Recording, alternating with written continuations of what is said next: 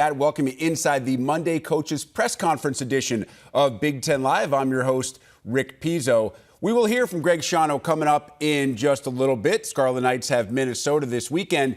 Then they are at home next weekend against Michigan. Of course, neither Rutgers nor the Wolverines worried about that game right now. For Michigan, the immediate concern, this weekend showdown against in-state rival Michigan State. And we will hear from both Jim Harbaugh and Mel Tucker coming up. You see a slimmed-down Monday press conference schedule with multiple teams on byes this week. We will hear from both PJ Fleck and Greg Schiano in advance of that matchup I mentioned.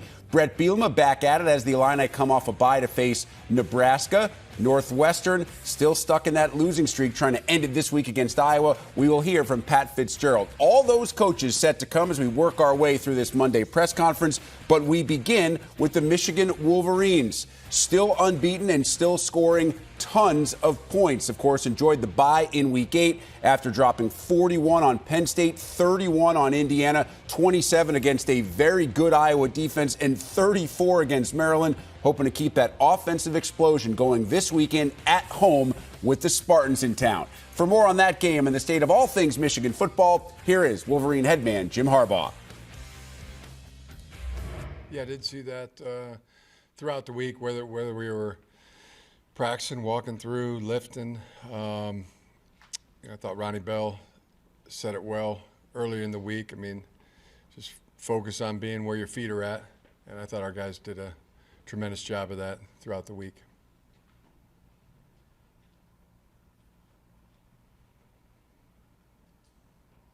Alejandro, what stands out to you about Michigan State as you started to prepare for them? Well, a lot of things, a lot of really good things. It's a really good team, dangerous in a lot of ways. I think the quarterback's really good. Physical team that runs the ball well, really good off the play action pass, probably the best receiving core we played. Defense is very opportunistic. They have guys that have a knack for getting the ball out and making big plays. Special teams, more the same. The returner's outstanding. So it's a big challenge. Our team knows that. We've all been preparing to get ready for this game. Stay on the left, John. In your own experience, what is it about this rivalry that increases the pulse on both sides?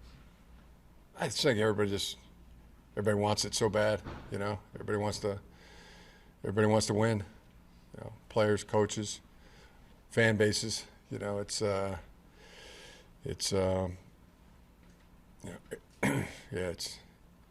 at about as high a level as it can be. On the right, Tony.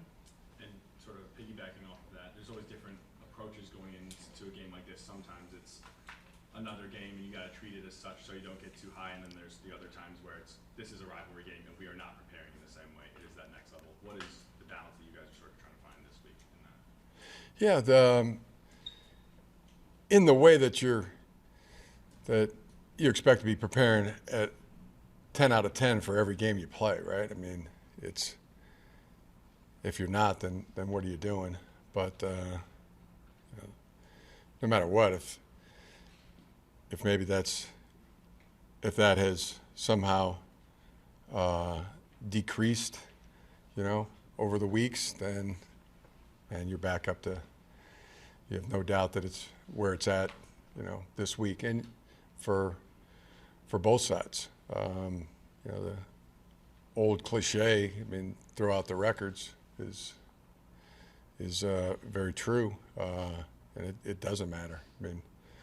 Both sides just want it that much.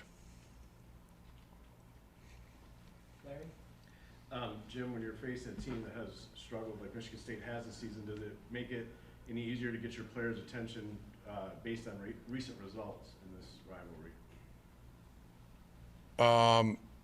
Yeah, no question. Yeah, they really, our guys really want to win this. I'm not gonna lie to you. I really want to win it. And I have no doubt that if you pulsed every player and every coach on both sides that they'd tell you the exact same thing.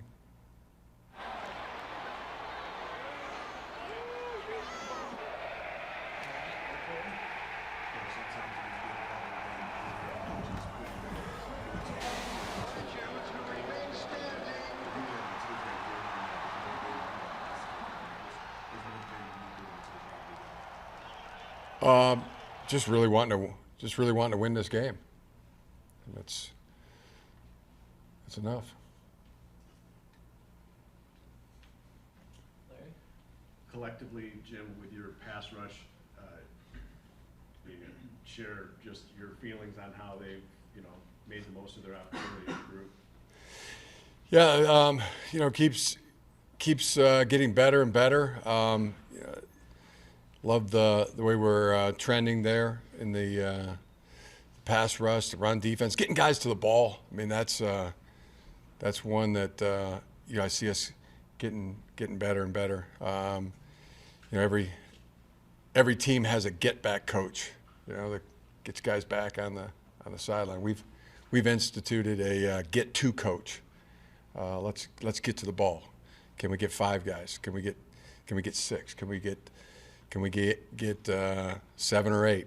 You're probably not going to be able to get 10 or 11 because somebody's really far away from the play or playing the backside of the play. But, and I think that's what, pursuit, that's what takes your defense from, being a really good defense to being a dominant defense. So getting as many guys pursuing to the football and that's where a lot of those turnovers are come from and big plays. So that's been a focus to just try to take us to another level defensively. Who's the get-to coach? I've taken on the responsibility to be the get-to coach, but I've enlisted some others too. So I've got some fellow get-to coaches. Yeah. Now, if we're only getting 1 guy to the ball or 2 or 3, that's not enough. Coach, we're only getting 3 guys to the ball. Okay, that's not good enough. Let's get 5 or 6. Andrew? After the Penn State game, I don't know if you saw James Franklin said that he took issue with the Michigan Stadium tunnel, or at least how halftime is managed. I guess, do you feel it's an issue, and will any changes be implemented going forward? I really got bigger fish to fry than Coach Franklin's opinion on the halftime tunnel from a game ago. But I mean, all you got to do is walk into their locker room. I mean, I think you saw pretty clearly that they completely stopped. They weren't letting us get up the tunnel, and it just seemed like such a sophomoric ploy to try to keep us out of our locker room. And he looked like he was the ringleader of the whole thing. So, but no, I got bigger fish to fry than worry about that kind of whining. On the left, Chris? Coach, can you talk about what Coach Klink has said about Jay with the safeties this year and what you've seen from Jay and how he's adapted to that? Yeah, Jay's just done a great job. Coach Klink has, it's just been, a monumental job that he's done coming here as it relates to the secondary. I think Jay's doing a heck of a job in the secondary. He's doing a monumental job coaching the special teams. But, the staff continues to, just be A+ across the board. Everybody pulling in the same direction, everybody bleeding blue. It's been phenomenal. So want to keep that going. Back left? Right, Coach. Brandon Green with ABC 12. When you look at a bye week, how do you not overstudy or overanalyze your game plan? That's a great question. I think you do it. I mean, you figure more study is better, more is more. But yeah, it's a good question. And then when the Saturday rolls around and you have no game to coach, I mean, I felt like I was out to sea. So very, very, very happy to be back in the game week mode. Oh, yeah. Okay, so last year, Andrew Anthony scored first again in the game. What are you anticipating out of him this week? Andrell, you know, he's been really, you know, coming to the fore much more. You know, he's hitting his stride. So I continue to feel like he's going to become, you know, more and more part of every game. You know, making a big play a game. That's kind of what I've come to expect from Andrell, and he's just a phenomenal player, doing everything right as always. So I figure, you know, he's more. You know, just can't say enough good things about him. You think he plays with any vengeance, being an East Lansing native? Vengeance? No, I wouldn't use that word. I mean, he just always plays the game right. Always gives it everything he's got. He's always ready to play each and every week, and you know, playing like all the guys on the team. Yeah, it's, as I said earlier, I mean, go talk to all of them, you know. On both sides, I think you're going to find that everybody really wants to play well and everybody wants to win this game. Back left, Michael. Jim, for the players that are back on this year's team from last year, what did you kind of notice in the aftermath of last year's Michigan State game, the traits that they exhibited to make sure the season didn't go downhill and it stayed with the standard that you're hoping for from them? Can you repeat that? Sure. The players that are back on this year's team from last year that experienced the game up in East Lansing, Yeah. what kinds of traits did they exhibit in the weeks after that to make sure the season didn't go downhill and stick to the standard that you're hoping for from them? Gotcha. Yeah, I just, you know, this team, and last year's team, I mean, there's a great attitude, there's a great culture that's here, and probably sum it up, and everybody bleeds blue, everybody's pulling the same direction, and there's been a real cultural momentum from last year to this year. Back left, Aaron. Jim, you went back to San Francisco, like over the weekend. What was that like, and do you feel like you got some closure given the way that things went down there in San Francisco at the end of your tenure? I mean, the closure was right away, you know, I mean, and, you know, whatever, I don't get bitter, I get better, you know, it's always what I strive to do, and it's always served really well. On the right here, Austin. Jim, it looked like Eric All had posted a photo going into surgery. What's his status and possibility that he'll be back this year? He won't be back this year, and he had a surgery that he needed, and that was successful, and we look forward to really just rehab for Eric, but yeah, won't be able to play this year. On the right, Ryder. Jim, how did the tenor of the rivalry change, I guess, compared to when you ended the program as a player versus when you came back as a coach? I really haven't seen that much of a change. You know, it's just it's always been, you know, red letter game, big game. Was then, is now. Bo used to highlight it. I mean, had these red letter games, and Michigan State was always one. I mean, it's one you really wanted to win. It was for the state championship, and even conference championship implications every year. I mean, it's the same now. I mean, we've told you how we feel about it. You know, it's one of our four major goals, and so I really don't think it's changed all that much. Got time for a couple more if you have them. Aaron? Jim, is Cade any closer to coming back, being cleared to play again? No, I don't really have any update on that right now.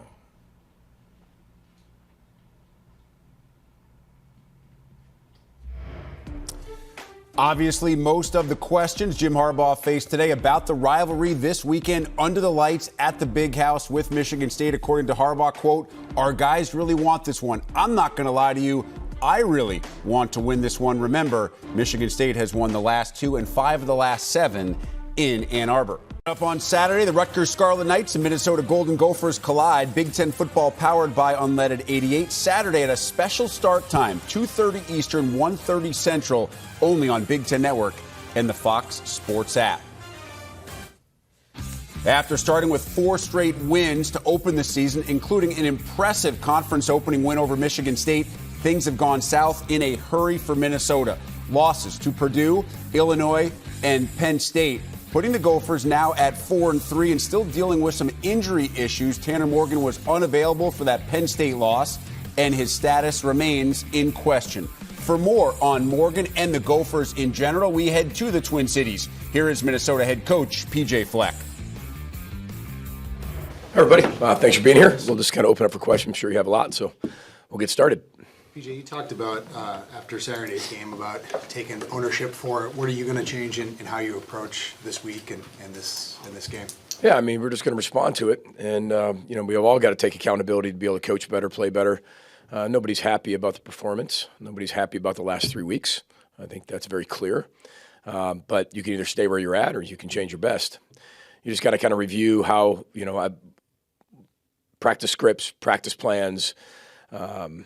Who needs more reps, what kind of reps, where are we struggling, and then you just design it from there, because that's all you can do really in season, I think we have a very confident football team that needs to get back to playing confident, but that's earned as well. That just doesn't happen. I mean, you can build that with, truth, authenticity, proof, things like that. I mean, that's how confidence is really, is really born, people being very real with you.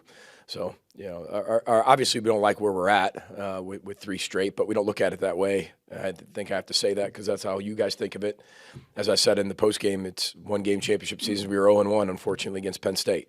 Didn't play well enough to win, but our team came in yesterday ready to respond, ready to go, and I wouldn't expect anything less. What is your overall assessment of the pass rush right now? Well, it's not very good. I can get into it a little bit more. We're just not getting home with 4. We've got guys to be able to step up and do better at it. Technique, fundamentals. When we do, we did get some pressure on him. He was able to step in the pocket and make a big throw here or there. I know that we even got some internal pressure, which was good, but we've got to be better in that department. We know that. And whether that's personnel, whether that's bringing more people, whether that's our techniques and fundamentals, it all has to improve. The receivers to start to win more against press man? Well, I think when you go back and look at the film, there were times we didn't and times we did. I think they've got really good players in the secondary, but it's not just about winning versus man coverage. We have, if you look at some of the views that I get in the actual film, we either beat somebody and the ball gets knocked down, ball's not necessarily in the right area, or we don't, in that particular point, get off press coverage or, don't create separation down the field. But there's a lot of things we can keep doing, to create separation, but you got to earn that too. That's not just going to go away. You got to earn that. Mekhi had a nice play down the sideline. He ran by people, and you're going to have to be able to go down the field to run by people to have them respect you, to be able to have that space and get that space. If not, then when you're down, Dalen, when you're down Crab, the other guys have to be able to step in and do that type of stuff. And we have. That's the thing. We have. Those guys have the capability of doing that. They have to believe that they can because they have. So yesterday we went back and showed them all the things that they have done against press coverage, against man coverage. But that's the best way people are going to play us. We said that before. People are going to put a lot of people in the box, play us man coverage, and have the quarterback and wideouts beat you. We said that, how in spring ball. That's how people are going to, especially with us, as we keep going forward. Now, in the past, we've been able to beat people that way. But our guys are getting better. They're doing a lot of things better. Now they just have to do it more consistently. So, has Tanner progressed in the protocol? He's progressed. Yeah, he's definitely progressed. Is there steps that show that he could potentially play on Saturday? I think it's too early to tell. Too early to tell. Because there's so many steps, not just the step, but how do you feel during the step, right? And I think those are the keys. Did you feel like there was some bright spots that came out of the game? Absolutely. I mean, we focus on the loss part and focus on the score part, and I get all that. But there was tremendous positives that came out of it, and we even showed our players those things. I mean, for a true freshman or a redshirt freshman to come in and play like he did, with 110,000 people being his first start, I thought he looked poised. I thought he threw the ball really well. I thought he handled himself. I thought he was able to escape the pocket when he needed to, be able to get yardage. We got to teach him, how to slide and some things. You got to get into get him with the, Coach Anderson, get into the slide part, how to slide properly. But there was a lot of really good things. Defensively, we played really well. I know that everybody's like, what are you talking about?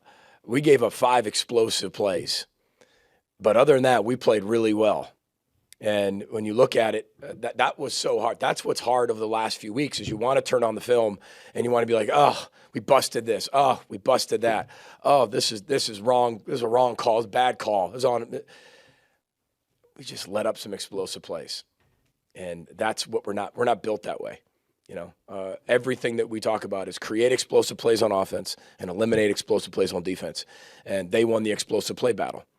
Right? And when you're playing at a team like that and you win explosive plays and their explosive plays are more explosive than yours, you're gonna lose the game. I don't think the Tampa Bay Buccaneers scored a touchdown yesterday. They got the greatest quarterback in the history of football. It's hard, right? It's really hard. And we just got it. We've done it. We've shown it. We just got to get back to being way more consistent. What stands out as you prepare for Rutgers? Well, we're preparing for Rutgers. I mean, it's a little too early to say everything about them. I just know that they're a lot better football team than they were last year. They're really good defensively, very aggressive. Greg's teams are always going to be sound, disciplined, play really well on defense, always have. Offensively, they have some weapons. Quarterback's playing a lot better, and they're able to do a lot of different things. Again, too early to really kind of dive into it and tell you all the things just because it's Monday morning, but that's what we're doing right now. But we got to focus on us. We got to get back to playing complementary football.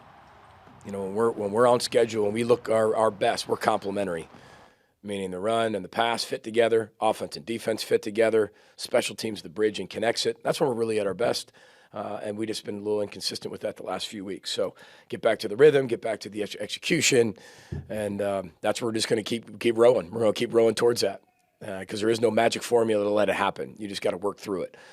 When you're not playing your best football, the only way I know how to get out of it is fight, and these guys are fighting, and that's what I respect about them.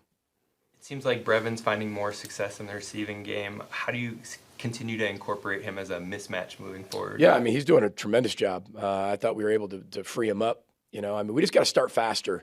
If we can start faster, get in a rhythm, mix the run and the pass a lot more, it's going to free up opportunities for everybody, from the wide receivers to be able to help them be able to create separation. But when you're behind the chains, and that's the whole thing of the last week, was we were behind the chains. The false start penalties we don't have very often put us behind the chains, and then they put us in a forced throwing mode. And when they know you're going to throw, and that's the only thing you have, it's hard against a really good defense. So Brevin's just got to continue to keep getting better. He's become a tremendous leader. He's a really good route runner. He understands conceptual football.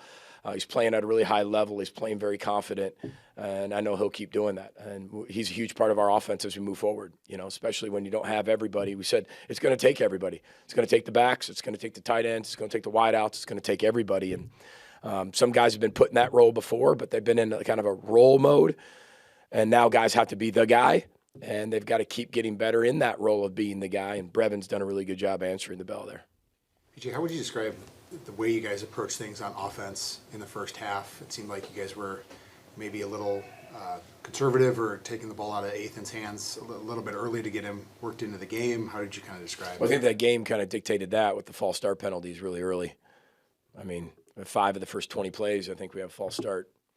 So, I mean, that's going to set you back. We're in their territory. Our defense is playing really well. Again, Andy, you're making decisions based on who's in the game, what's going on, and how people look, But I thought we had a really good game plan. We felt like we were going to be able to run the football effectively, but now all of a sudden you're in a 1st and 15, right? You're in a 2nd and 13, and that's a little bit different setting that stuff up. So, but when we were able to throw the football, again, I don't look at the stat line and say, hey, this quarterback played well or not well. I don't look at that part. Did I feel like he played well? And for his first real action, I thought he played really well for somebody thrown into that type of role. But it's, you're putting your first 10 together to go score. You're not putting your first 10 together to say, hey, we're going to be conservative and not move the football. We just didn't execute it.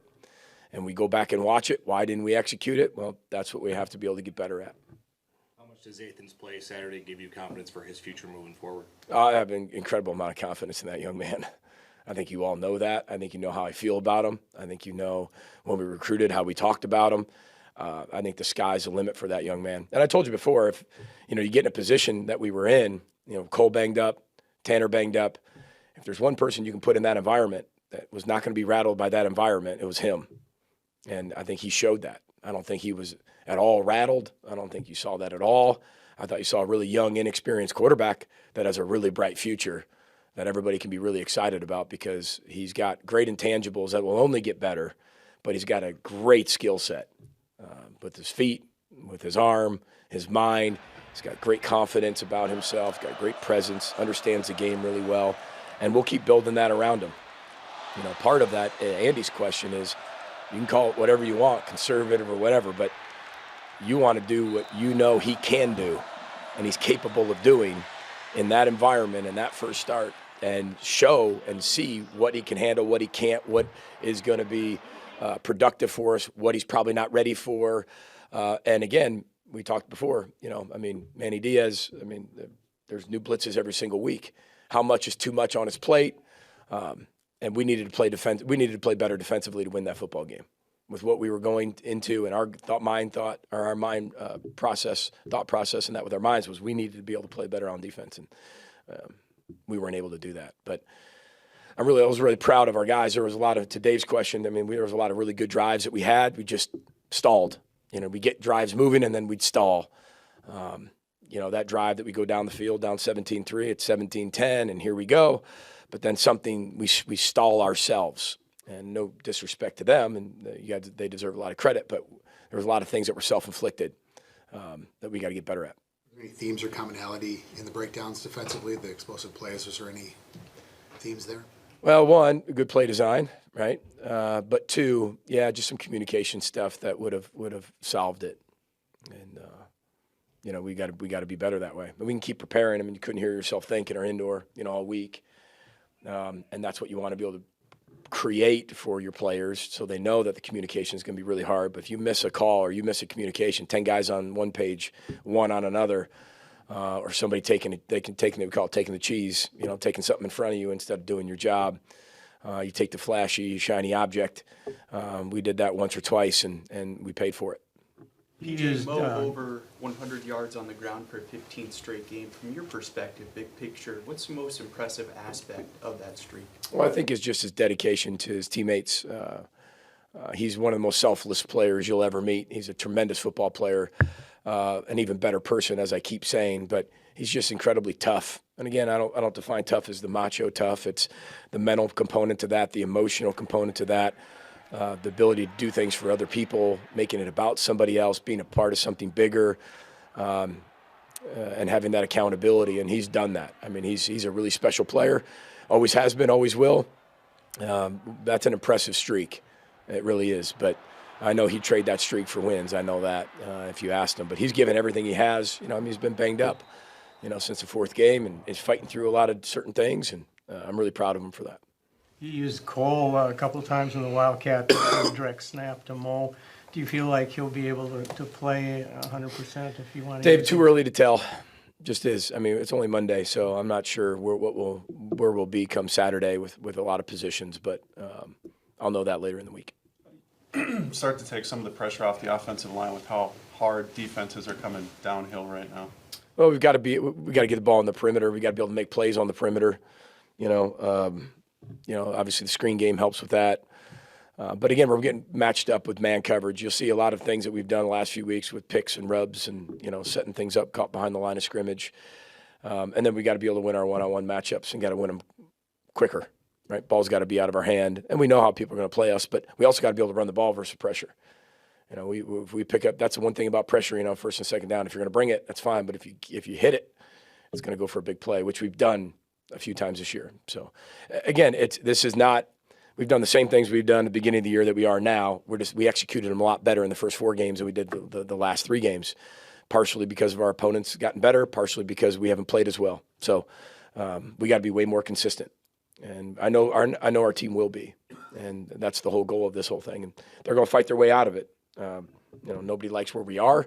We're 4-3, but nobody likes where we are. And nobody likes how we've been able to not play as consistently as we know we're possibly capable of doing. PJ, I know you look at game to game, but do you allow yourself or can't help seeing a turning point here maybe for you that you need something good to happen here? Well, I think you always need something good to happen, right? You're always looking for something to make better. So all we're doing is doing everything we can to make better, to make it better. It's one-game seasons. We know we got to show them why they're not playing well or why we're not coaching well. Or, again, it's not about just that. It's not about, okay, we've had 3 bad weeks of coaching, 3 bad weeks of playing. We just haven't executed at a really high level. And that's part of the opponent's compliment, part of our deficiencies. We've got to keep finding ways to be able to make that all fit. We on offense, we've kind of had a broken rhythm the last 3 weeks, whether it's personnel, whether it's self-inflicted, false starts, whether it's inconsistency. We've done a lot of that to ourselves, and some we can control, some of it we can't control. But as I told our team yesterday, we've got 5 total games left, guaranteed, right? And we can still play our best football ahead. These are the things we have to be able to do. We showed them, 26 plays of us playing elite football. And we showed them everybody being able to play at an incredibly high level and having fun, bringing that joy. Sometimes when you don't win, it's all about it's win or be sad. That's not what this program's about. Winning is a direct byproduct of how you prepare, right, and how you live your life. I think Matt Campbell said this, and I told you guys this before. He had a great quote, from Iowa State. He said, winners do lose. It happens. Happens all the time in baseball, right? Happens all the time in basketball. Shoot, it happens in football. Winners do lose, but losers don't hide. And or winners don't hide, sorry. And losers hide. And I think that's what's so encouraging about this team. They just keep coming back for more. And they want to get better. They want to improve. They're not happy with where they are. But they know that it's been self-inflicted, and we played some really good teams. And we've got to be better. But it's not, to answer your question, it's not like, oh, here comes a turning point. It's kind of like a NASCAR race, man. You're always in these turns. I mean, it's college football. You're constantly dealing with something else that can take you off your row if you allow it to. What are the hallmarks of a Harris-Simiak defense? Well, we haven't played against it yet. We'll find out on Saturday. Again, it's still early in terms of our preparation, but it's probably very similar to ours, mixed with Greg's. And they're playing quarters, playing man coverage, and doing what we do. I wouldn't say it's exact, but it's pretty. You can see his style. He's out down there on the sideline. I mean, you can see his style written all over that defense. Guys play incredibly hard, and that's what I never question with our guys. I mean, our guys play incredibly hard. Like I said, our defense played really well. We just gave up 5 explosive plays and some miscommunication errors. And that's hard to sit there and say, like I said, you'd like to be able to say we didn't play well across the board. Offensively, we did a lot of really good things. We just, stubbed our toe here and there. We were able to move the ball, drive the ball, make some plays, but it just wasn't enough. But when you look at Joe's defense, I mean, it's mixed with Greg, it's mixed with Bob Frazier, it's mixed with Harris-Simiak. I mean, but they're playing at a high level. They play incredibly hard. That's what I know of it right now. I mean, I haven't studied it enough from last night and this morning to sit there and give you a whole analysis of it. But I know they're going to be really good. They play really hard. Much improved football team over the last year, especially during the season. Sorry, Coach. We'll take one more question. Do you expect Dale back this week? We do. Yeah, we saw a bit of more of the true read option from Ethan. How does that mobility at quarterback change the offense at all? It's really this. It was really the same. We only added one play that would make him be a true runner. He pulled it a few times on his own. When Tanner's in there, Tanner has the ability to do that too. But as we keep going, if that happens to be where we go, then we definitely have to look at that as well, because I think he is a really good runner. But he'll only get better as he goes. I mean, he's still a redshirt freshman that needs to keep learning and growing and failing, succeeding all at the same time. And, we know he'll do that. All right. Thank you. Thanks, everybody. Row the boat. Sky Mago Gophers. Thanks. As you try to read between the tea leaves a bit there, certainly seems like Ethan Kaliakmanis will take the majority of the snaps with the first team this week. As for whether Tanner Morgan could be ready for Saturday's game against Rutgers, Fleck said, quote, he's progressed, but I think it's simply too early to tell. Of course, had to sit out last Saturday because of that concussion suffered a few weeks ago in the loss to Illinois. Whoever plays at quarterback this weekend will face a stingy Rutgers defense and a team finally feeling the momentum of success. Rutgers over Indiana this past weekend, 24-17, outscoring the Hoosiers 24-3 after the first quarter. Your typical solid Scarlet Knight defense and a really good game on the ground for Samuel Brown, who went over 100 yards rushing the football. And so the Scarlet Knights are able to snap that losing streak that had stretched to 3 games, and suddenly they are back on the right side of the Mendoza line at 4-3 with a winning record and now just 2 wins away from getting to 6 wins and bowl eligibility. Hoping to get one step closer this week against Minnesota. Again, special start time here on Big Ten Network, 2:30 Eastern, 1:30 Central Time. Let's head to the banks. Here's Rutgers headman Greg Schiano. I'll try to help you whatever way I can. Obviously, a big game going on the road to Minnesota. We got a lot of work to do before we're ready to go play that game. So I think everybody's knows that, and everybody's locked in on doing it. So it'll be how we prepare this week that'll be the difference. Questions? What did you just think of the offensive changes you guys made and your overall assessment of the quarterback play last week? Well, look, I thought that we prepared very hard over the 2 weeks. Certainly you can't, flip things upside down in 2 weeks' time. So I think what we'll do is continue to grow.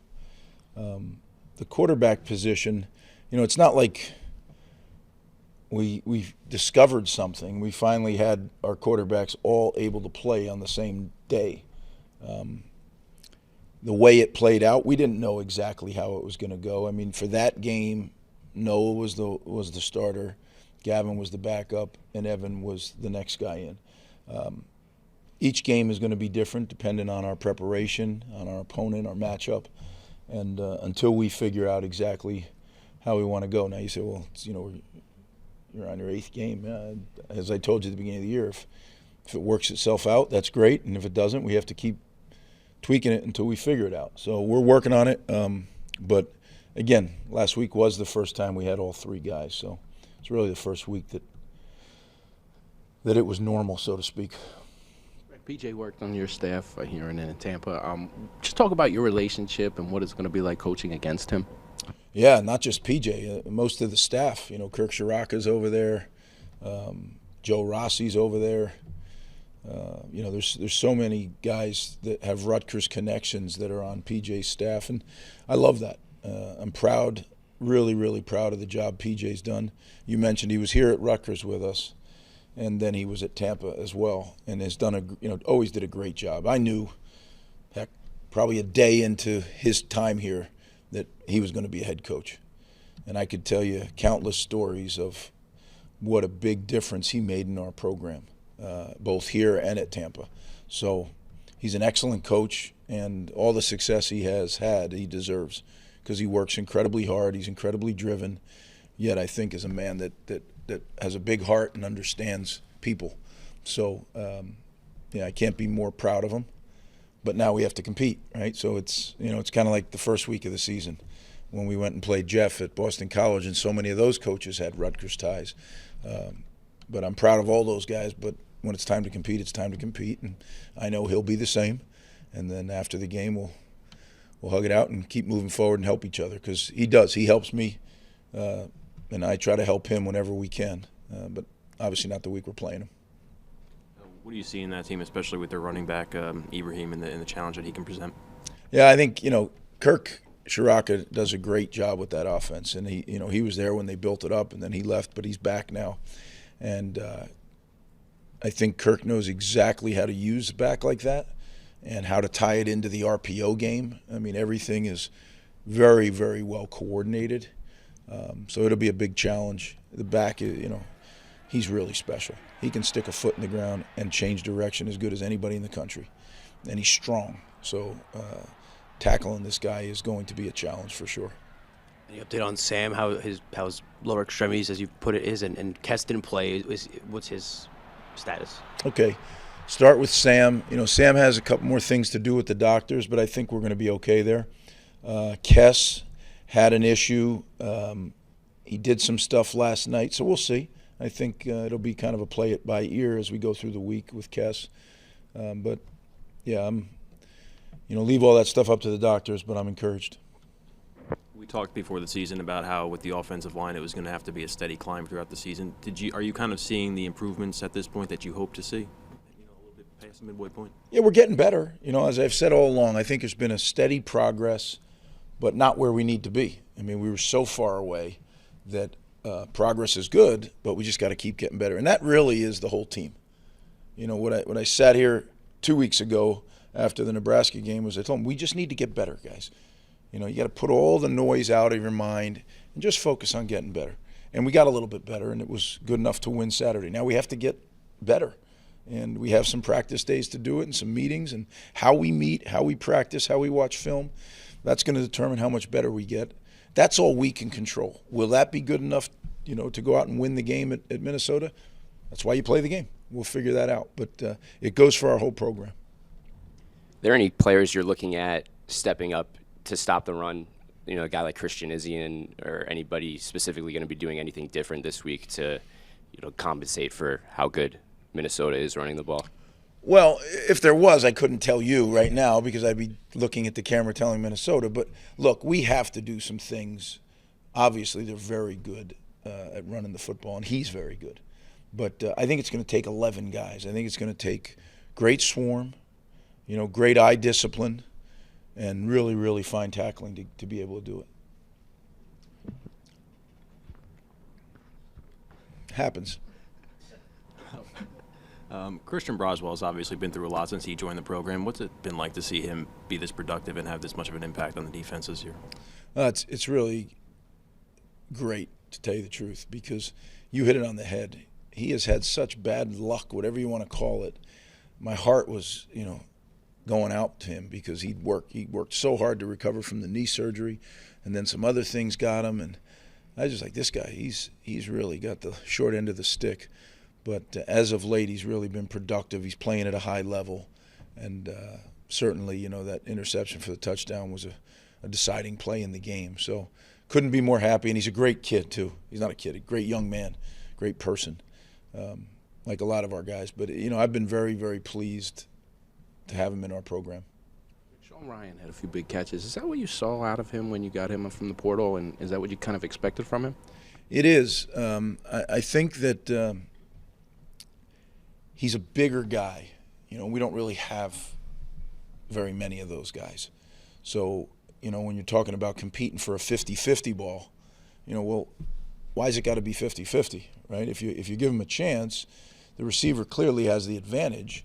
And he's got really strong hands. He's got a good frame, and he can go up and get the football. And he also has good hands when he's running routes, inward breaking routes, which, you're going to get hit on. So I think he has a chance to really – I think he's got a feel for what we're doing. I think we've learned what he's best at. So I think he's got a chance to do this here in the back half of the season. Defensively, you guys rank in the top 10 in a lot of categories, but, a majority of that side of the ball has multiple years of eligibility remaining, a lot of underclassmen. How much room of growth do you see in that unit? How much better can they get? Oh, I think we can continue to get a lot better. Yeah, and I think we can strengthen our depth as we get better.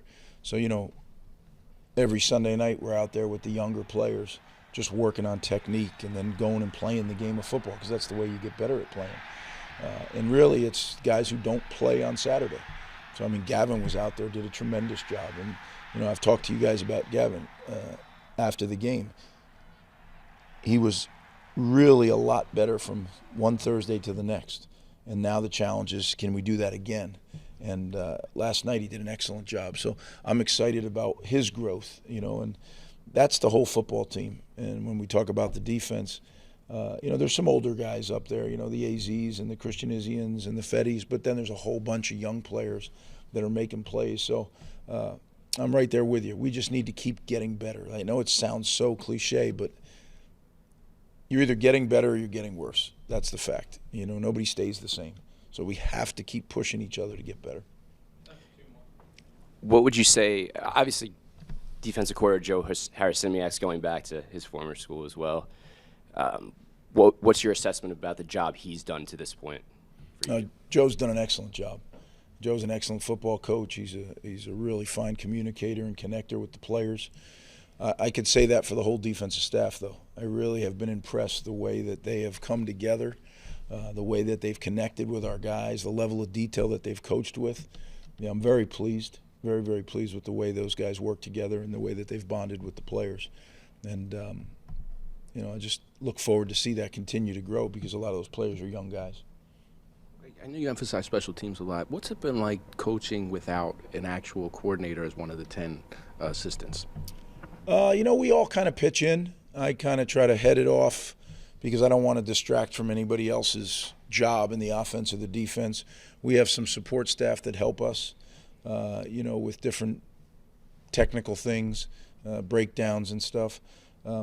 Certainly after a day like Saturday where you give up a touchdown return and then you have one called back, you know, it's not very fun. Special teams has always been a big part of what we do here, and we've been fortunate to do it well. Saturday was not our finest effort, so certainly we have a chip on our shoulder as a special teams unit that we need to play better, for sure, because that isn't even close to being good enough. Thanks, guys.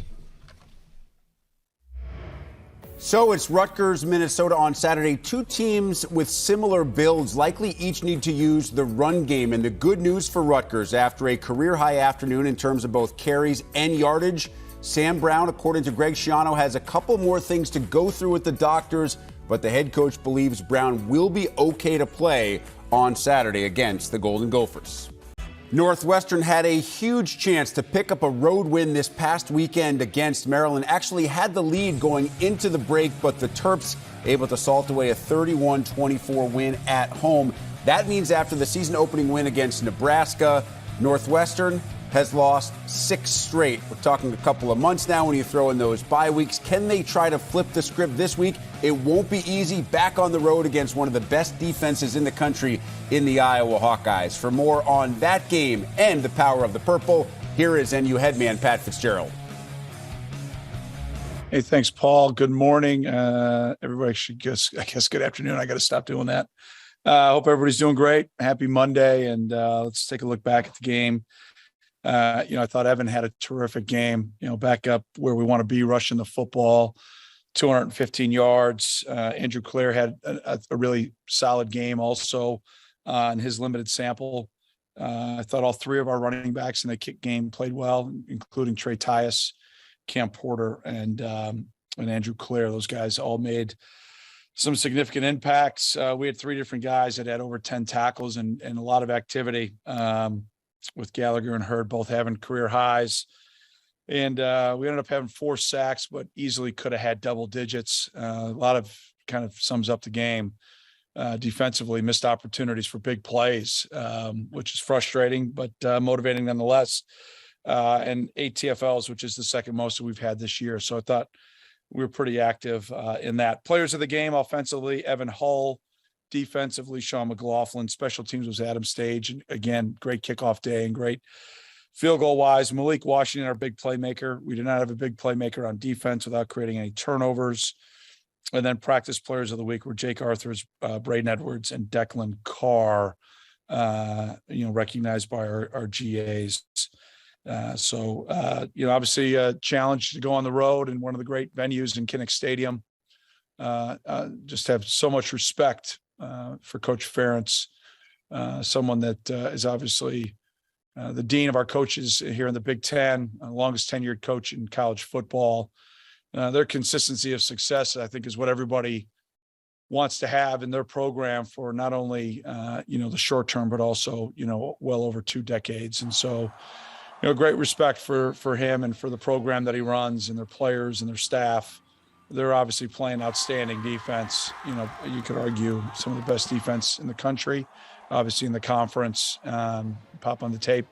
It doesn't take long to see. And, you know, they've had some really good things happen in the run game on their offense that's been really impressive, and just some inopportune turnovers that have really cost them. And special teams, it jumps off the screen. I think 2 block kicks and 2 block field goals, explosive returns. They're doing a really good job in the kicking game. They always have. So going to be a huge challenge on the road, but, look forward to the opportunity. So with that, I'll answer any and all questions you have. Thanks. If you have a question for Coach, please message Athletic Communications in the chat and we'll get you added to the queue. First question for John Vogt. Yeah, hi, Coach. You talk about just the respect you have for the Iowa program. Can you talk a little bit more about what it means to go on the road there? Obviously, great tradition, the wave before the game, and just what that means for this team. Yeah, John, the wave at the end of the first quarter is one of those best traditions, and you put up there with the best traditions in college football. To salute those that are providing care for those little people and families that are there at the Children's Hospital, and then for the little people that are hopefully seeing the wave and maybe get a little bit of a smile to know that 80,000 and 2 groups of teams are looking up at them and hopefully lifting them up. So it's really special, an unbelievable fan base. I requested from the Big Ten that we kick this game off at 6 a.m. They obviously wouldn't let that happen. So, nothing better than Kinnick at 2:30. So I guess that's a welcome present to the Cats as we cross the Mississippi. But great fans, always have been, always will be. And just, again, like a lot of places here in the Big Ten, just another cathedral of college football. So need to play well, need to play clean to give ourselves a chance to win. And just a quick follow-up to that, 3 straight wins there as well. Just memories that brings up for you and how that feeds into this game on Saturday. Yeah, you just, great players that I had the privilege to coach, and we found ways to win. Probably I got a sneaky suspicion, John, if we go back and look at the turnover ratio, had a big part in those games, and so yeah, it's a big factor in this game. It always has been and always will be. Thank you. Yeah, you bet. Next question for Louis Vicaire. Hey, Fitz, happy Monday. I know you don't pay attention to social media or message boards or things like that, and I don't blame you. Unfortunately, I have to. No, you don't. That's a choice. Well, you're right, but it's part of my job. How's that? It's part of my job. Full-time job? What? No, not a full-time job. So then it's a choice. It's my hobby. Well, yeah, you're right. Well, everything's a choice. I play really bad golf as my hobby, so you choose to do that. That's okay, but go ahead. What's your question? Okay, so one guy who's a lightning rod for criticism is defensive coordinator Jim O'Neill, right? So dating back to last year. But I wanted to ask you the question, how do you evaluate his performance and the performance of the defense here in year 2, under his coordination, whatever you want to call it? Well, I apologize to anybody that are friends of yours that are creating lightning rods with anybody on my staff. It's a unique way to describe somebody. I do give away free hugs. So if anybody needs a hug, I can help them out. Number 1, are we structurally sound? Number 2, are we playing team defense? Number 3, are we, I think organized as a staff, organized in practice? Are we adjusting accordingly? I mean, we can be here an hour if you'd like. I mean, it's a lot that goes into it. And we knew that we would be going through some growing pains here early after, having maybe arguably our best defense in 2020. I think that may have gone down if we played a full season as maybe one of our best defenses that we've ever had. And, we're still putting together that side of the ball, and we're not there yet. For any one person to be, if there's anybody that needs to be singled out, Louis, it's me. I'm the one that's in charge. Nobody else, none of our coaches, none of our players. I'm the one that's in charge. And I've seen a lot of improvement from year 1 to year 2. Where we want to be, absolutely not. No, but I see a lot of improvement, and it's going to continue to get better because I think we're really well coordinated. I think we adjust really well, and our staff, I think, is really good teachers and coaches, and our players, I think, believe and buy into what we're doing. Do we need to get them to execute cleaner? Absolutely. Do we need to limit explosive plays? Absolutely. Do we need to create more turnovers? Absolutely. Do we have to win games? Absolutely. But, you win as a team, and when you go through adversity, you do it collectively together. And, again, I apologize to all of our fans that our record isn't where we want it to be. We lost 4 one-score games and one game that, could have easily been gone our way if we made a few more plays down the stretch. That eats at nobody more than me. I mean, it eats that at me like you wouldn't believe. But that's exactly why I don't have your hobby, because your hobby would be an absolute awful way to live. The highs would be too high and the lows would be too low. And I hope everybody in our program that touches it sees that I'm a lightning bolt of consistency. How does that sound? And if we win because of negativity, I doubt it. If we lose because of negativity around here, I doubt it. I hope my guys and the staff says there's a great deal of consistency. And, the Twitter sphere world that you all live in, I guess, Louis, your hobby, man, I feel bad for you guys. I should go to everybody's job that's on that, and I'm going to evaluate what they do every single day. You and I need to create that. I'll underwrite it. You run it. That'll be a better hobby, my friend. Sounds good. I'll take it. Yeah. But it's not just the Twitter sphere, and it's not just the media. I mean, it's fans, right? The fans are feeling that. That's kind of who I'm representing when I ask that question. Do you see the line behind me? Do I see a line? There's a line behind me. I don't want to see Bret either. Does that make sense? Absolutely. Yeah. I love our fans. Yeah. I mean, there's no doubt about it. And, it's been great, the amount of support that we've gotten. I would share with you, but I don't do that. Some great messages that I get because people believe in us. They believe in our program. They believe in our players, and they know we're going to turn it around. To everybody else, just we'll get a turnaround for you. And I love you and I appreciate you. Cheer loud, wear purple, and go Cats.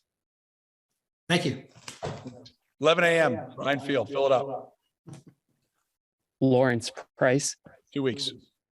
Hey, Coach. AJ Hampton got his first reps back on the field Saturday since Nebraska. Can you talk about the impact of him being back on the field and just having the talks with him, how energetic or enthusiastic or, how he was kind of going in? Yeah, Lawrence, it was great to have him back. It was really close for a couple of weeks, had a couple of little setbacks that, we erred on the side of just being really, really, really cautious for him. And I'd say he's really close to being back full speed, but it was great to get him back out there. His energy, his experience, he'll be better this week than he was last week. I mean, it was a long drought of being off the field, but I thought he played, and we collectively thought that he did some really, really good things. And it's just so great to have him back. And, then Theron got back out there in some different roles too. And we thought he played really well, at times on Saturday when he was out there also. So there were some really good things by both those guys. Once again, if you have a question, please message Athletic Communications in the chat. Next question for Bradley Locker. Hey, Coach, we've seen first years, especially on the defensive side of the ball, get some action. Devin Turner, Austin Firestone among those to make some splash plays on Saturday. What have you seen from some of those younger players, and might we see some other first years get a chance to take the field in the last 5 games of the season? Yeah, I mean, well, the guys, our freshmen that are playing right now, it's from, a lot. Number one, they're very talented, but then also out of necessity because of some depth issues.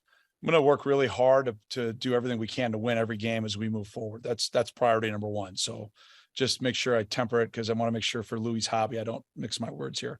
But we're going to do everything we can to win every game we play every week, all the time. Sometimes it doesn't work, and I apologize for that, but I promise you we're going to be relentless in what we do. With that said, we're going to try to make sure we get our team old again. And it's a little bit of the growing pains we're going through here the last few years. You look at, it's not hard. You can do a study, when we've got veteran squads, veteran quarterbacks that play pretty consistent, we end up being pretty darn good. And when we're kind of going through some growing years, we've got to try to get this roster back to being old. And that's, I built this with the model of redshirting as many guys as I can that maybe are close, but you know what? They're going to be different at 22, 23. The guys that are ready are going to play always. As I tell recruits, I'm going to recruit you to come here to compete to start. And I mean that, but I'm going to look at their functional strength, their functional conditioning, how they pick the system up. Do we need them to play and not just a couple of plays, but do we need them to play and can they get in the rotation? And then do they want to play? And that's kind of how I approach it with each young man on a micro level. But on a macro level as a program, I've got to get this roster back to being older. And we're not quite there yet, but we're going to get there. But we're just not quite there yet. So, yeah, those guys have played. They've done some good things. DT had a big play in the game on Tommy's sack. Austin played with really good effort. We've got a lot of redshirt freshmen that are playing, including our quarterback. I mean, there's a lot of younger guys that are, stepping into new roles. And I just see them working their tails off to get better. And I appreciate them for that and respect the heck out of them, because it's not easy when you don't have maybe the wins, right? When you get the snowball rolling with wins, it's easy for everybody to show up and smile and be excited and attack the day with just a relentless passion. It's hard when things aren't going your way. You got noise from Louis' hobby. You got noise from other people, and you just got to shut that nonsense out. Because, if you're only evaluated on what have we played 7 games, our program has never been stronger than it is today. We've just had a couple of really tough days, 6 tough days. But tough times don't last. Tough guys do. And I think I've got a staff and a roster full of those kind of people and just great support. And that's all we could ask for. And now we got to do our job and win games. Another one for Lawrence. And Coach, I asked about the impact of AJ. Can you also talk about the impact of Jen Shoemaker, the mental performance coach, and talk about, the impact she's had on the program and just the hire of it? Do I have to? No, you don't have to. I don't mean it in a negative way. I mean it more that, I think right now the mental game, we work so hard to, develop our bodies physically, right? Strength wise, conditioning wise. I've always been a firm believer in the mental game. And I just think that muscle needs to be developed as much, mentally, your brain, your confidence, the mental side of what we're trying to do. Doc has been great. I'm going to be a little vague because it's something I'd like to kind of keep internal, if you don't mind. But it's just something we collectively as an athletic department, but in particular, I believe in, the mental health, mental development, and the mental skills you not only need to play our great game, but more importantly for life. And Doc does a phenomenal job. We're ecstatic to have her with us. But outside of that, I'm going to be a little bit vague, and off camera we can talk more, but she's been an amazing addition, and just love having her be a part of our staff. And I know our guys love working with her. I hope that makes sense. If not, well, I made fun of a lot on Louis' hobby anyway, so who cares? John Vogt. Yeah, again, Coach. You mentioned Sean McLaughlin, Defensive Player of the Week for the team. 8 tackles, half a tackle for loss. Can you talk about his progression in this program? Yeah. Well, he's worked his tail off, from a great program. That's a good segue. Before I talk about Shawnee, I'll talk about this time of the year. It's the best time of the year, right? Leaves are changing colors, 72 degrees on the lakefront today. Fun time to practice, but more importantly, fun time for high school football. So I want to congratulate all the teams that have qualified for the Illinois High School State Playoffs. Those games start wrapping up this weekend. Fired up for all the coaches and players and communities. This is a heck of a time of the year, and want to congratulate all of them. And that's the reason why I said that, not only because I feel that way, but also Sean being a great product of Lincoln Way East and Coach Zvonar's program. They're ranked number 1 in 8A. We got Dev, we got Declan, we got a number of guys from that great program. And it started there. I mean, he was a great player, but he was a multi-sport guy. So, and a great baseball player. And so we knew from a functional strength standpoint, it was going to take a little bit of time, and he's just been relentless in his work ethic with Jay Hooten and our strength staff. And he's just getting better and better and better each rep, each day, each game. And, just look forward to watching him just continue to grow and improve. But it's been fun to watch. He and Devin have played really well for us this year. Thank you. You bet. Last question for Louis. Thought I had to come back because, this is more than my hobby, Fitz. It's my labor of love. And what else would I get to talk to you every week? That's my thing. Got my cell. You can call me. So I just wanted to get back to this defense thing again, right? So, you're happy, or you think the defense, the coaching You've seen improvement in the defense. So the coaching you feel pretty good about. You feel pretty good about the team's effort, right? You talked about that all season, how hard they're practicing and things like that. So what's going on Saturdays? That, you know, we're seeing the big plays. We're seeing those one-man breakdowns you've talked about all season. So, like, can you put a finger on what's going on? Yeah, I mean, well, we can, again, in the offseason, I'll go through all the plays, but like Saturday, you know, we had a mental bust on one play when they got the exchange touchdown, and then we missed a tackle at the point of attack and probably plugged a gap too quick and didn't get off a block. And, you know, credit the opponent. You know, I thought out of 50 runs, if we would have kept them to their average on the two big ones, the quarterback draw at the end, it was 30, and the long one, where we really could have won on both those plays schematically.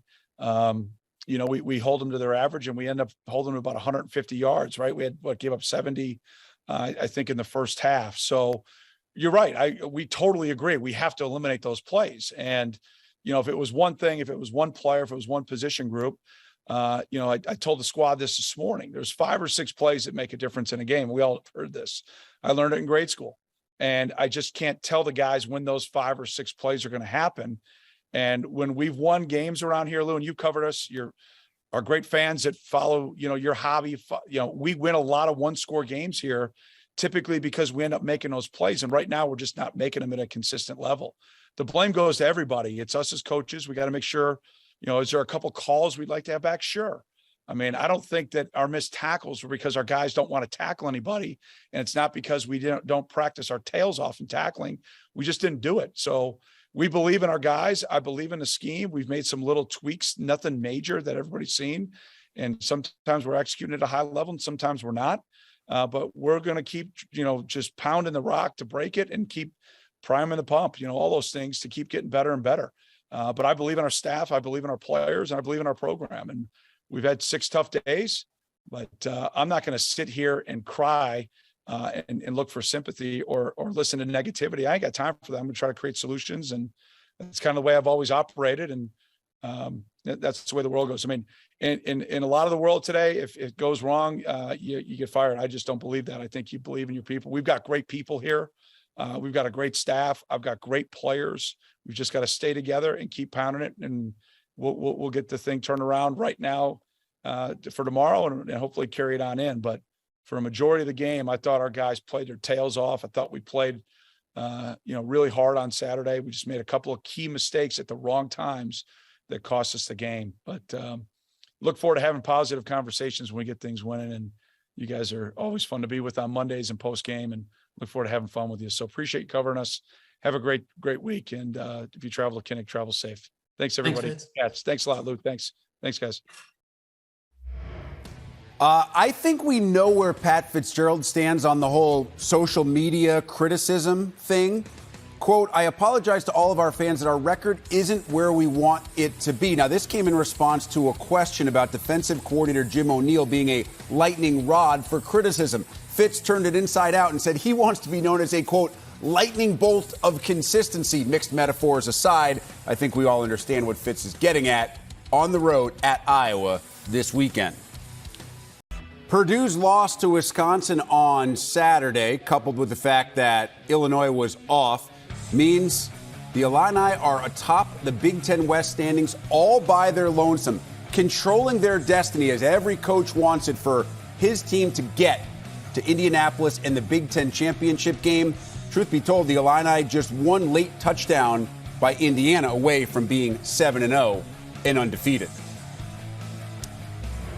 Still at 6-1, Illinois is one of the best stories in all of college football. A chance to improve to 7-1 would be the best start for the Illini since 2001. Now, coincidentally, 2001 also the last year that current Illinois head man Bret Bielema was a position coach. Beyond 2001, he would transition into being a defensive coordinator and then a wildly successful head coach during his first Big Ten stop at Wisconsin. Part of the Illinois win streak was a win earlier this year over the Badgers, and now after a much-deserved bye week. Remember, Illinois got 2 bye weeks this year because they played a Week 0 game against Wyoming. The Illini go back on the road this weekend to take on Nebraska. For more on that game and everything that's going right these days in Champaign, here is Illinois headman Bret Bielema. Very excited to get back into a work week. Last week we maximized it from a staff standpoint, just really just recruiting on the front end of the week, player development during the middle of the week. Got some of our ones, some valuable time kind of just getting recovery. Nobody was really obviously out of it. You guys know our player health standpoint, so we're really excited to get those guys a little bit of rest. Worked a lot of our twos, a lot of our Devo guys.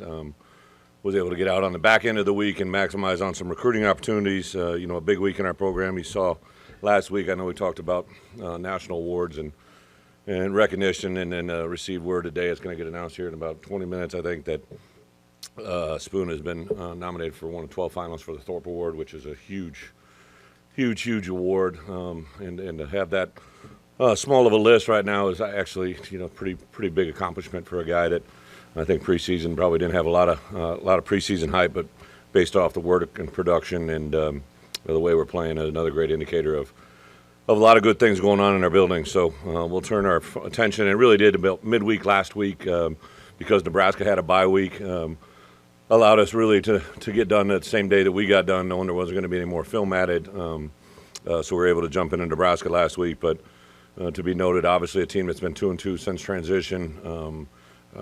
I think Coach Joseph, because he played there, he definitely had a huge impact on kind of just what's happened since that transition. I noticed a difference on offense, defense, and really even on special teams, the way they're playing the game, the way they're, especially at home, which we're going into. They were able to beat an Indiana team by 2 scores, something we weren't able to do. So a very talented football team, got a lot of athletic ability on the perimeter, on both offense, defense. They got big guys up front that play physical Big Ten football. So a tremendous challenge for us, and I think they're, coming out of a bye week, they did very well in that Indiana game. So all the key ingredients for us to be ready to play a really good game on Saturday. Excited for the opportunity. So go ahead. No game over the weekend, but did you feel like this weekend was a big win for Illinois football, given the landscape of how the Big Ten West played out? I get the question. I understand the point, but really we just worry about Nebraska. I think outside world always pays attention. Not to say as a head coach you don't look at things as they lay. We literally started Sunday's meeting just as we would any other game or any other week. Just look at the world of college football around you. It's fun to be in that position. A year ago I didn't really do in that, but we started doing that this year even before we really became someone that got talked about, because I wanted them to understand what was coming. Barry, about the relationship with him and Tommy. He said it was an arranged marriage that's worked out pretty well. What did you see? Great way to phrase it. Yeah, I mean, that's obviously a different dynamic. Usually it's OC bringing a quarterback, but it was obviously different timing. How have you seen them? Why does the partnership work for Well, them? I think you guys know me well enough by now to know that probably there was a lot more thought in it than the outside world, right? At some point I knew transition was going to happen, and at that point I also probably knew the direction that I was strongly leaning. There was a reason that we kind of recruited the way we did in December and put things in place. I give a lot of credit to Tommy to being open to it, because really at the time there were some people flirting with him that could have been options that maybe looked a little sexier, a little better at that time, and he just stayed the course with us. I think his dad was a tremendous impact. His mom and dad both, I think he relies on them quite a bit, and when I went in there, I think they realized the sincerity and the honesty and the approach and what I thought we could deliver. So there's just a lot of positives I think showed faith, Tommy and us, before it was real, which I think is why now, when things begin to happen, it's probably ingrained that even more. And to be quite honest, when there was a bump in the road, his faith, his trust, like all of his comments that he keeps saying to you guys were, I know what we're doing, I know how it's working. He works with Barry on a daily basis and those other guys around him. So, a lot of positives. Did I think it would work with Barry? I did, yeah. Barry, as you guys have gotten to know, is a very sarcastic, dry, a very unique personality. I think even our staff took a while to kind of get used to this guy that's pretty guided in his approach. I don't know how much we've mic'd him up, but he really is a very funny person, and very. He also, brings back a lot of things on him, which I think is an awesome thing to do. And his wife Janelle would be the first to point out that she has a tremendous influence on him and the things he does on a daily basis. So I'm not surprised. I've been around Barry before. I've made this comment several times. I named him the punt team coordinator back in the day because I knew he had a coordinator voice, and I wanted to see it, and I wanted to help build it. And then obviously what you see today is a byproduct of that. With the success you've had on the field, the recruiting operation kind of operating in a different space now? Well, twofold. So, when we entered the season, we knew we had somewhere 14 to 16 guys that were for sure going to be done, right? There's a couple guys out there that are in that Pouch Elder Marquez world that, could or could not materialize, but we knew that we were looking at a number of 15 guys, probably to 16, that were going to be out of the program, right? Then we got another list of probably 13 guys that, have the opportunity to play another year. We have a certain number of guys that are playing extremely well that may have the opportunity to play in the NFL quicker than maybe others had expected. So because of that, that's opened up the door that we're probably going to have a few more roster spots than we were normally planning on. So that's opened up a few more doors, and then just our popularity, definitely. It's not out of the realm of possibility to say that, kids have seen us, what we've been able to do. I know in particular when you call a kid on the phone that maybe a year ago there was lukewarm interest, and now it's like, Coach, I watched you guys. Coach, I saw this. Coach, I seen this, right? I saw what award that guys are nominated for, and those all definitely step in the right direction.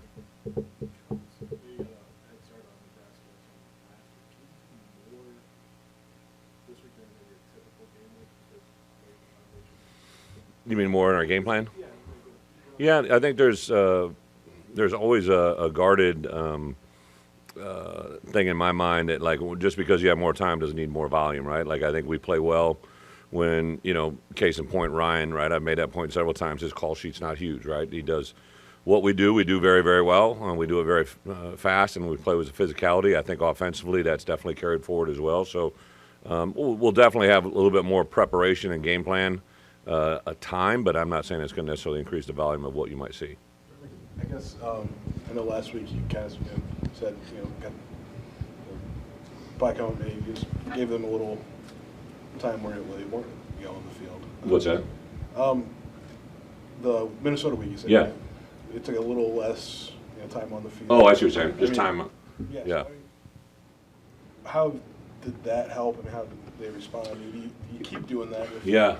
I don't think there's any doubt that we've played our last three games, the fourth quarter, as strong or better than our opponent. I don't think that anybody can look at the Wisconsin, Iowa, Minnesota game and not say that, for us to play at a higher level in the second half was very obvious. And I just wanted to make sure that we contain that going into that bye week. And then the bye week, we did certain things. Even though we may not be on the field practicing, they were definitely involved with Tank and his crew.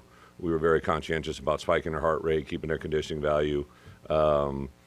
Thursday was last Thursday was very much like a Tuesday of game week for us. Just our approach, what that means is early down value, things that we did, it was all Nebraska. And then Friday they got an extended workout, which they don't normally get with our game week because obviously we're playing on Saturday. And then yesterday we were able to, throw at them another, 15-period practice that is before we even get into a normal game week on Tuesday. So we've definitely gotten in good work. I think for us, we recognize that for me as a head coach, we have Nebraska, but then we have a 4-game, 2 home, 2 away that we have to be at our best in every one of those, but also understand that there's a steady crescendo to the end of it, right? And if there's one thing our kids, I think, if you ask them what they have faith in is anything I put in front of them from a scheduling standpoint, they just buy into it without question and go out and do what we ask them to do. What are you getting out of your transfer guards, your 2 transfer guards that you've got that made this thing go? And Great question. Are they at the point where you thought they'd be as first-year players? 2 different guys, right? For instance, Isaiah came in light and bulked up 15-20. Zai came in a little heavy and trimmed down 15-20. Isaiah obviously is probably just from a pure, if you're looking at numbers, contributed a lot more snaps at 2 positions. He's played left guard and left tackle. But Zai is playing his best football by far in the last couple games. I would say after the 3rd or 4th game, I kind of had a conversation with him and said, hey, all right, we're in the honeymoon phase is behind us, right? I need you to play a little physicality. I play with a little bit better pad level. Take that step that I think he's ready to make, and he did it, right? And to be quite honest, Zai comes from, an environment really small, high school football in Mississippi.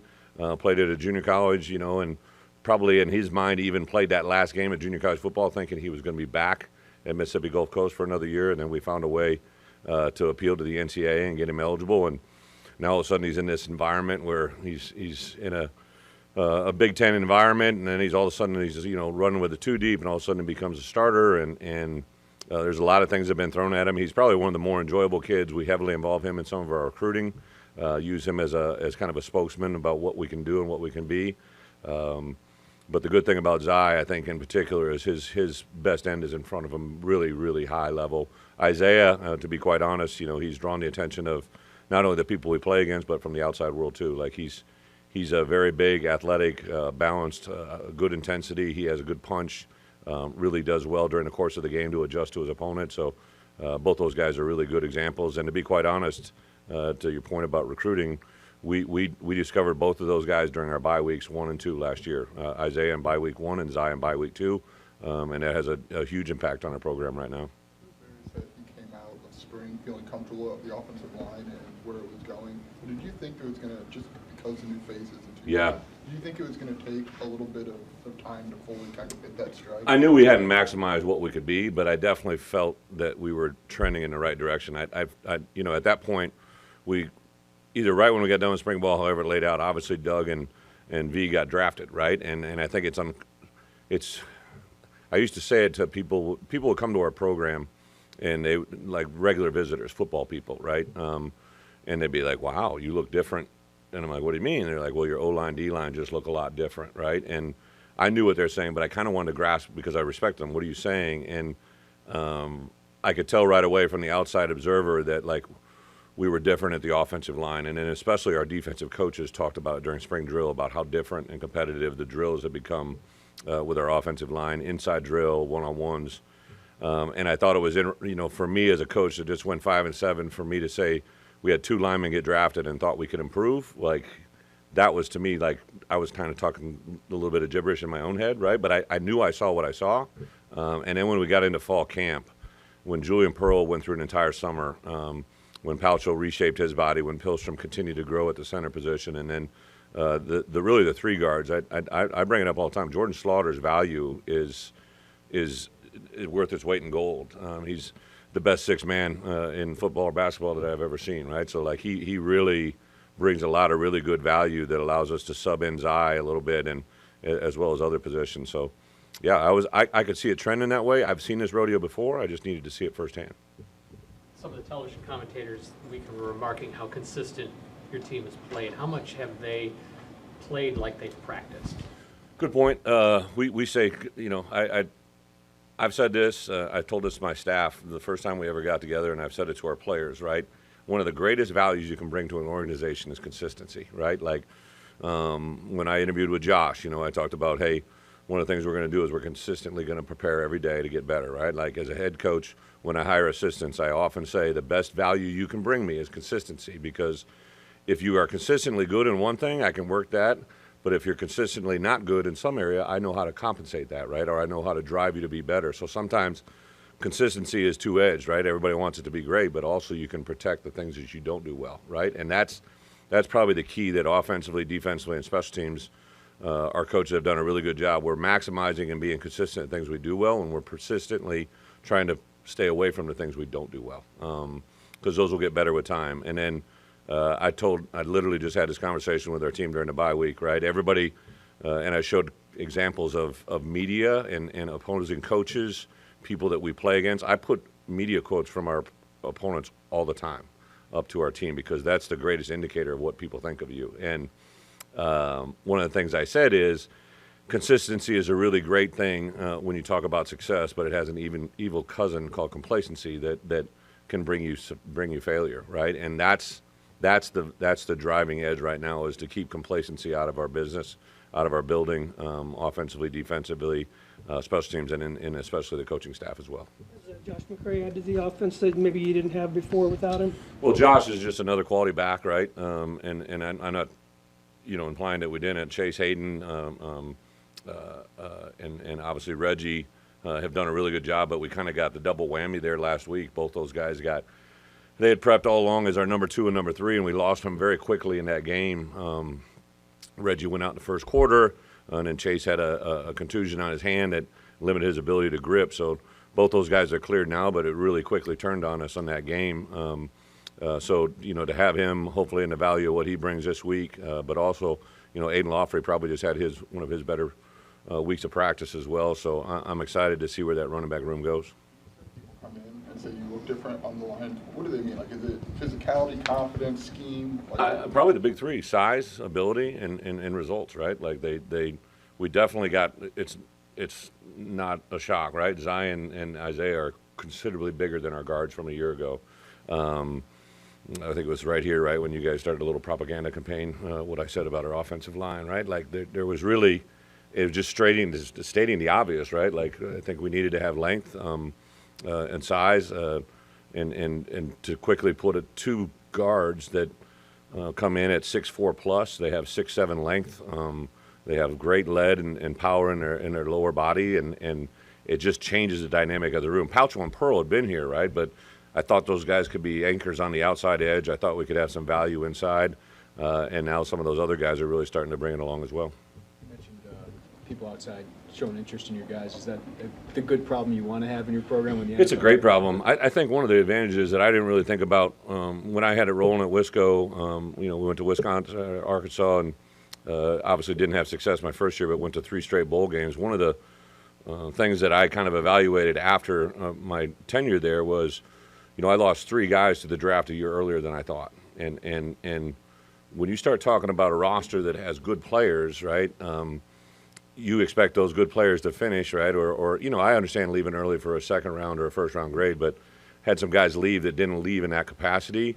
And then now you're shorthanded. Now you're expecting one of your best players to be coming back at a position that he's no longer there at. And that has an effect on your team. And you can't replace that. And then my last year at Arkansas, I lost 1 at tackle, 1 at running back, and 1 at tight end, and that hurts your offense in a very big way. So I've been better prepared for that moment. To be quite honest, this last week I probably went through our roster management, myself and Pat Embleton, and then last night with our staff for 2 hours about not just what we have on our roster right now, but what we project to have, and if we don't have those same projections, what our course of action is. So we're just a much better prepared organization. What's been your experience coaching in Lincoln? I mean, obviously you coached against this team quite a bit. What makes it a difficult place to play? Yeah, so my first experience, I was an assistant at Iowa. We had a home-and-home series against Nebraska back in the day before there was ever, this new conference realignment. It was strictly just a home-and-home against a Nebraska opponent. And I remember going over there and getting the cheers running on the field, right? And then they cheered louder when you left because you lost.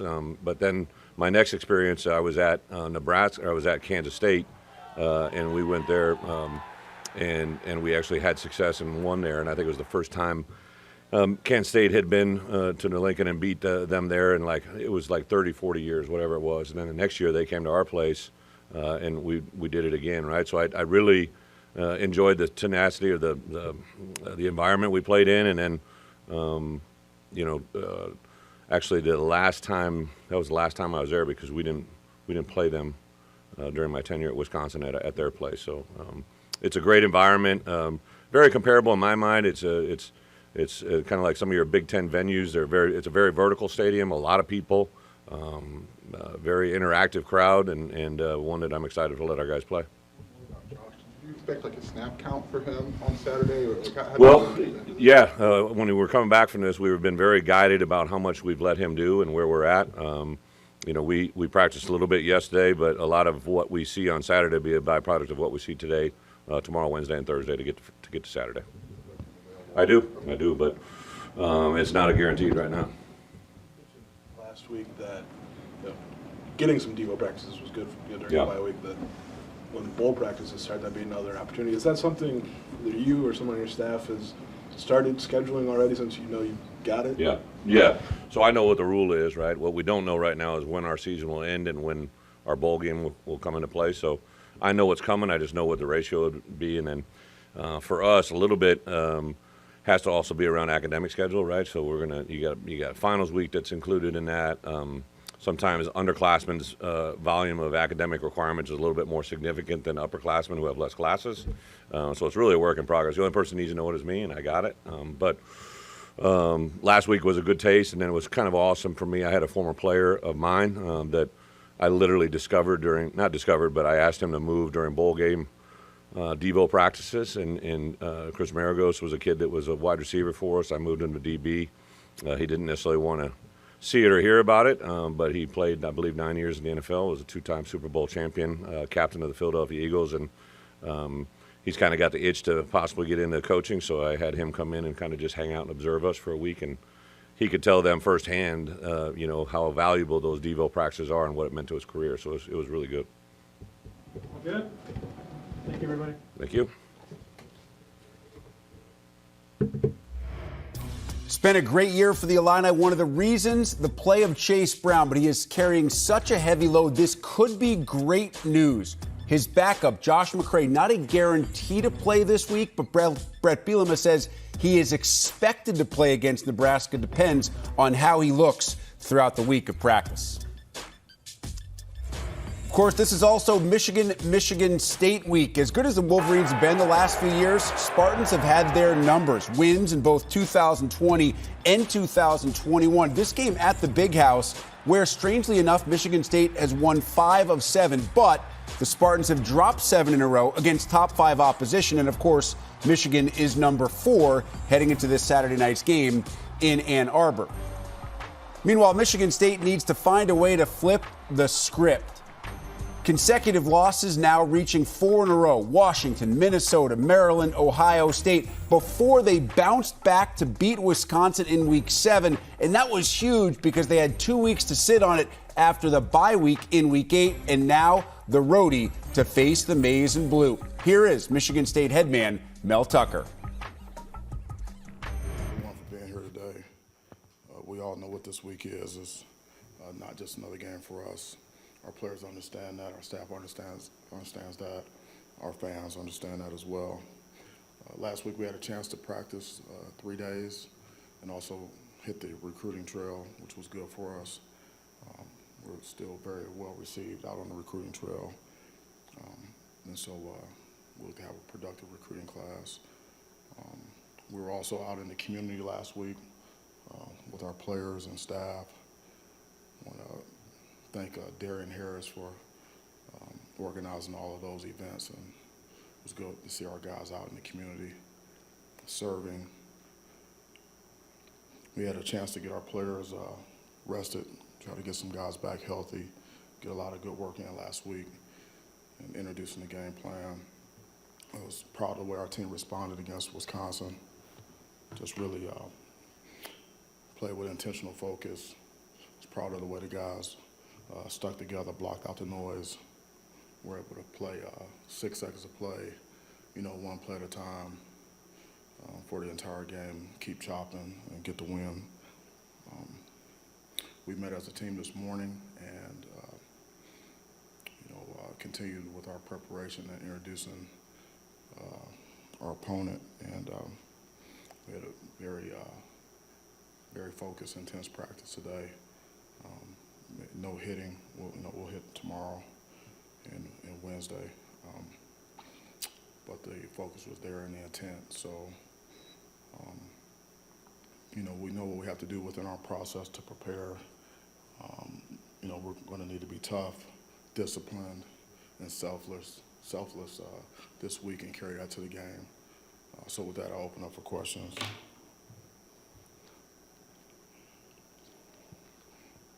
Well, I'm wondering, going back to your first experience in this rivalry, back when you were a GA, and then to think of it now, how your earliest memories of it, because you didn't obviously grow up in it, and then how it's changed in terms of dynamics with some of the wins that Michigan State's had and success you've had over the years.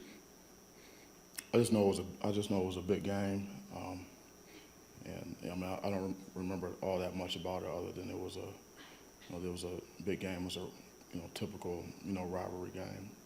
And so it was important. So I remember that. And I'm not sure how much it's changed. It's still a rivalry game. It's still an important game.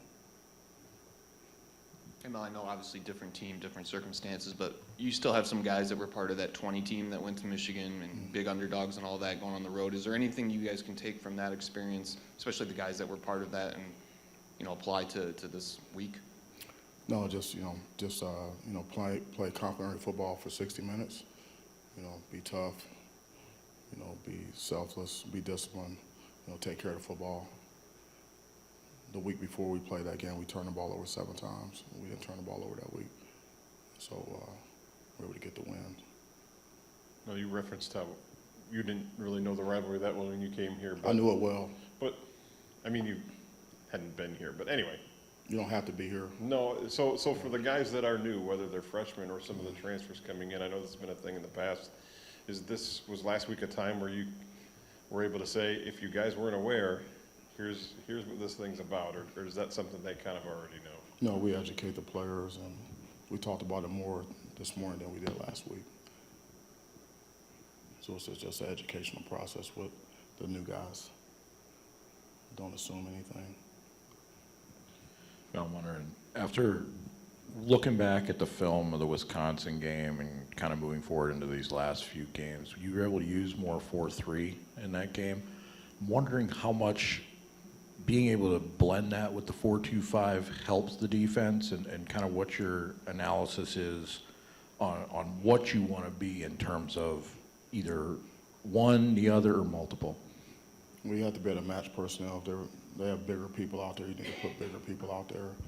And it's, depends on what type of formations. Are they going to be, more condensed formations? Or are they more conventional, pro formations? Or are they going to be more spread out like 11 personnel, 3 wide receiver sets with 2 tight end personnel? So we just match personnel, and we've done that all season. Just that particular team, they were more.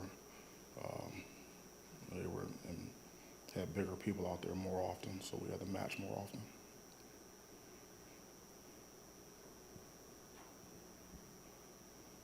Now, is there a bunker mentality you like about this, going down there and try to shock the world when nobody on the outside seems to think you can win? A bunker mentality? Yeah. What does that mean? Going down, circling the wagons, going in there and trying to get a game that nobody thinks you can win. Yeah, I mean, we're preparing and go down there and play a game. So, what does that take? It takes intentional focus. It takes, toughness, discipline, being selfless. That's what it takes. So, whether you want to call it circle the wagons or bunker mentality or taking it to the mattresses or, us against the world or whatever you want to call it, I mean, it is what it is.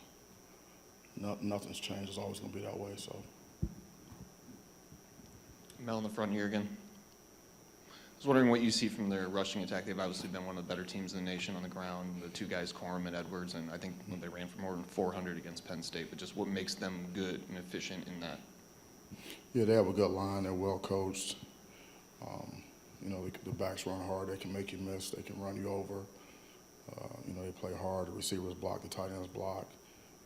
And they're formation you, and they're going to shift and they're going to motion and they're going to make sure you're sound and then make sure you can fit the runs.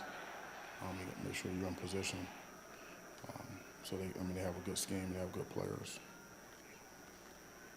Mel, it looked like Slade and Henderson made a significant difference against Wisconsin, having them back, having this bye week and getting guys healthy. Is it perfect time to have that break? Yeah, well, like I said, we use the time to get healthier and hopefully get some guys back. And so that's what the bye week is for, and we certainly use it for that. And we'll see who we can get back and get ready to play. But it does matter who's out there, and you can see a significant difference when you have 2 of your best players back out on the field.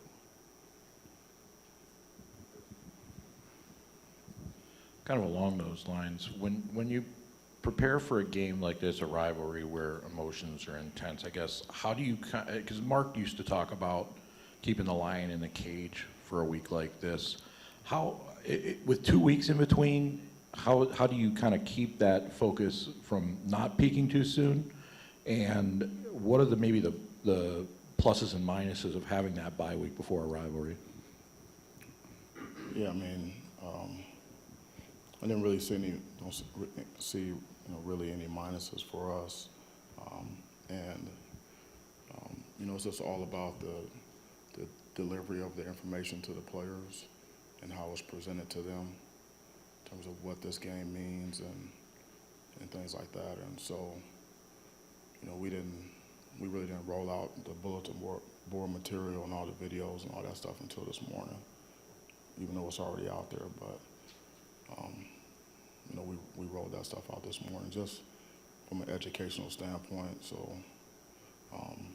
the players can get it from us, and they don't have to get it from the outside. And then we build from there. But you know, something like I told the players, something that you know have to embrace. I've been very fortunate. I've been a part of you know some rivalry games, whether it's Michigan, Michigan State, Ohio State, Michigan, Florida, Georgia, Auburn, Alabama. You know, Green Bay, Chicago, Cleveland, Pittsburgh. You know, so you know, Colorado, Nebraska. Those are rivalry games that people talk about every year, all year.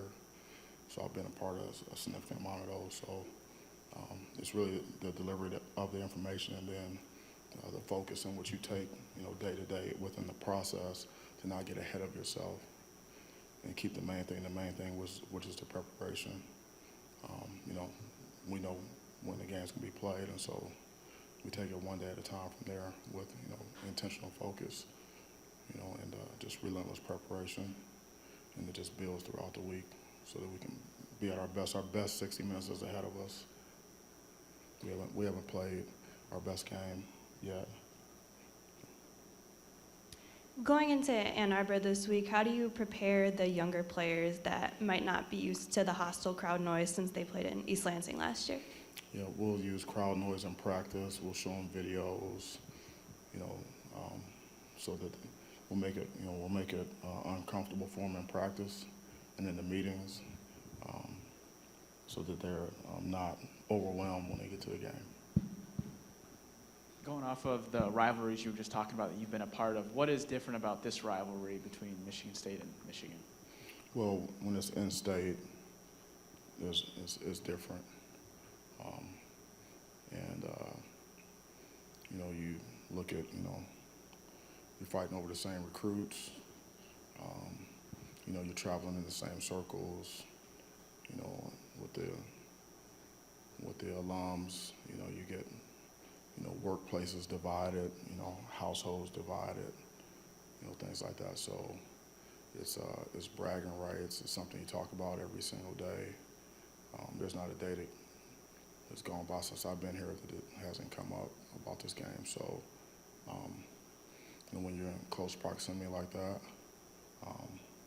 I think it just adds to the intensity of it.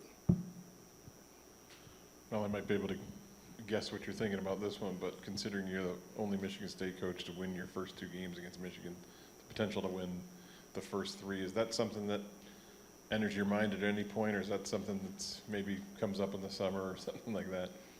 Yeah, it only comes up, you know, like in a situation like this. If someone brings it up, it's not part of my thinking.